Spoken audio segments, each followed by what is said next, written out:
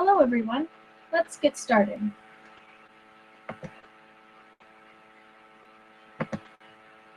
First of all, I would like to thank you for meeting with me today. I know you're a very busy marketing team, and I would like to meet with you today and tell you why it's so important to innovate. In the past several months, I have been in a course where I have come across concepts that help guide the production design process. And this is very important because if we don't innovate, we will never learn, and we will never have new value. On these next few slides that you will see, this first slide is just from my professor, but the rest of the slides are my own ideas, along with the ideas of the team that I was in. These concepts, first of all, in the design process, you start with what's your problem? And once you know what your problem is, you can get started.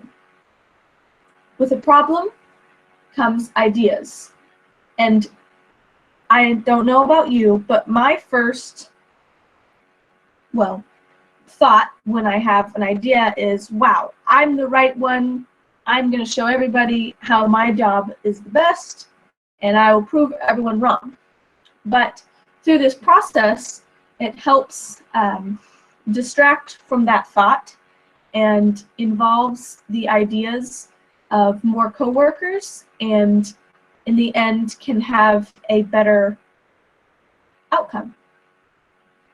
So one of the first concepts we came across was job mapping. And job mapping allows you to get in words what your job is. This is an example of the first set of my job map, and with its inline outcome statements.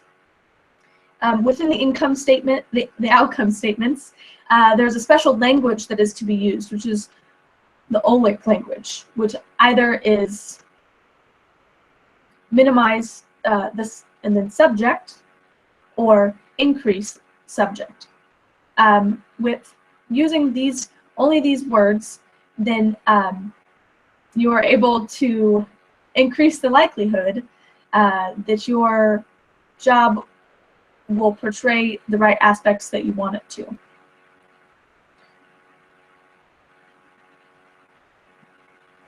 And then after your job map is complete, you realize what all the steps are in your job, and then after that, you go to your customer. Your customer will tell you what they want. They will tell you what they need, and from that, you can go a step further into the process.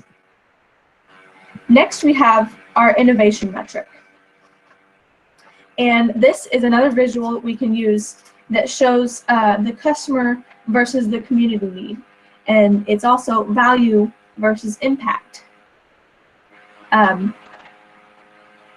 So within this, you have your industry standard, but then what you want is to also use that OLIC language that you had on your job map to then further narrow down what the biggest impact your job or product will have, and how you can further illustrate those needs.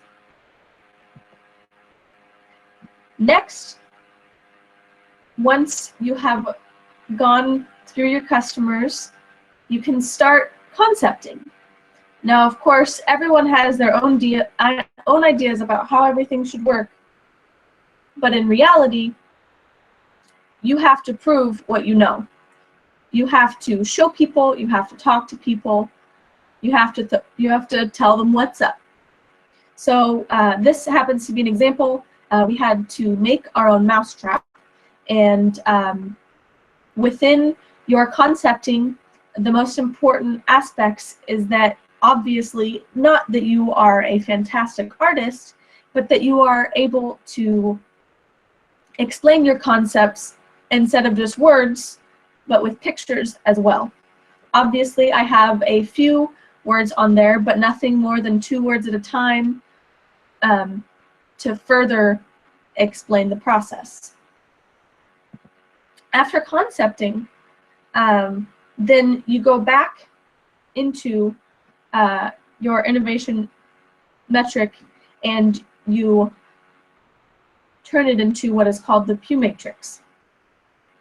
You take those outcome statements from your job map and then into the innovation metric, and then you can take your concepts, in this case 1 through 5, which my group members and I came up with, and you can fill in each square with each need.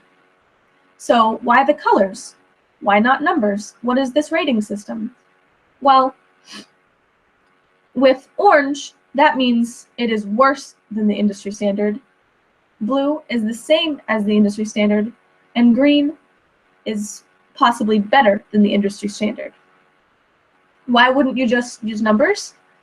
Well, when it comes to numbers, what exactly is that rating? What does each number mean?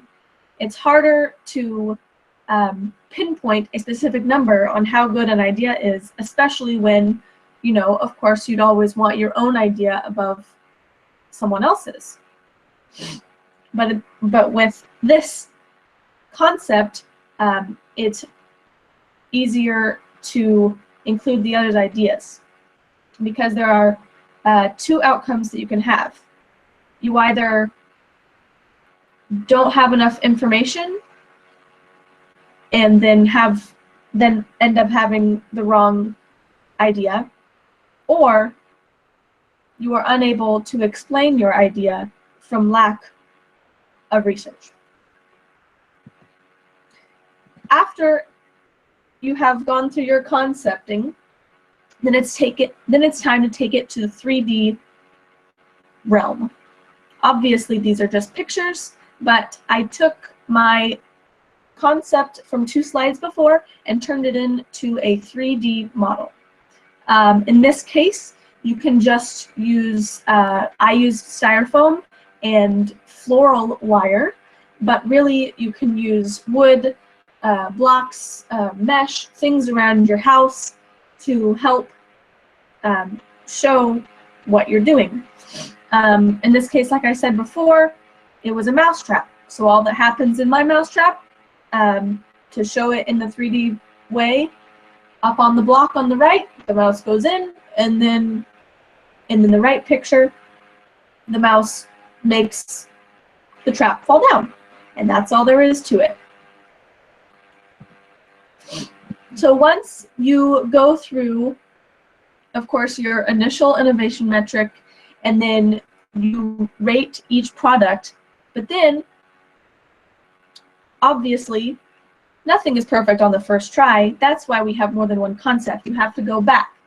You go through, you concept again, you prototype again, and you can go through this process again and again until you come to a conclusion that is agreed upon within your group, and then you can compare it to the new industry standard, and then you compare your original, in this case, a simple mousetrap, to now what you have created with your models.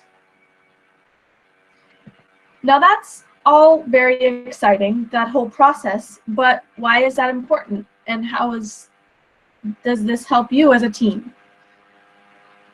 Well, when there are people on a project and you have your own idea, something happens.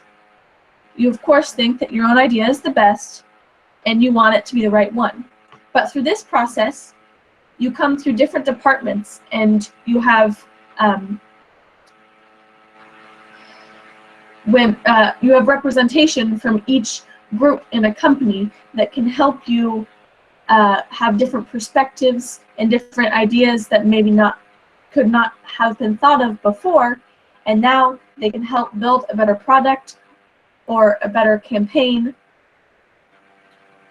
and that sort of thing. You have shared value. You can apply these concepts in the business setting so that you'll be able to improve your value as a company. You can,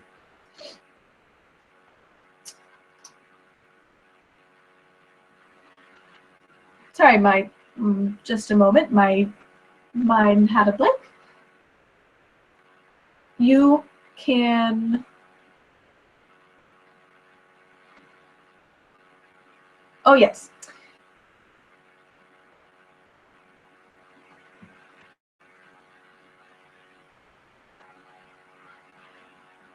Oh yes, with the different backgrounds of different people, you get more ideas, in which case you'll come out with a better one.